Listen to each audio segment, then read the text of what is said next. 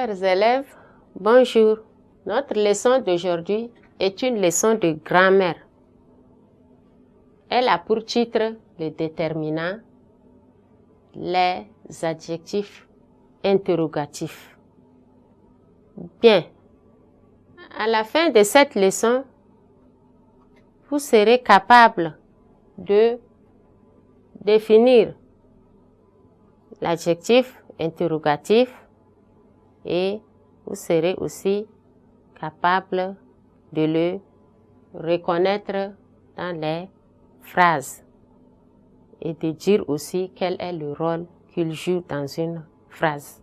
Chers élèves, soyez attentifs. On va lire maintenant le texte.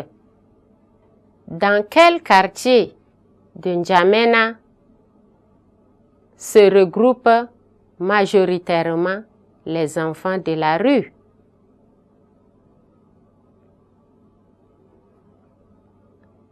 À quelle maladie s'expose-t-il? Je reprends le texte pour une bonne audition. Dans quel quartier de N'Djamena se regroupent majoritairement les enfants de la rue? À quelle maladie s'expose-t-il? Voilà. Donc, ici, on a combien de phrases d'abord dans notre texte? Nous avons 2 phrases. Quel type de phrase a-t-on dans ce texte? Nous savons que ces phrases sont des phrases interrogatives. Les phrases interrogatives ici, par quoi sont-elles introduites? Elles sont introduites naturellement par les pronoms interrogatifs quel que nous avons ici, à quel quartier de N'Djamena, et nous avons également à quelle maladie s'expose-t-il? Quel est un adjectif interrogatif? Son rôle, c'est qu'il sert à poser des questions. Il introduit toujours une phrase interrogative. Voilà. Donc, quel est simplement un adjectif interrogatif. Mais, on nous dit que quel varie en genre et en nombre avec le nom qu'il détermine. C'est vrai, quel est un adjectif? C'est un déterminant.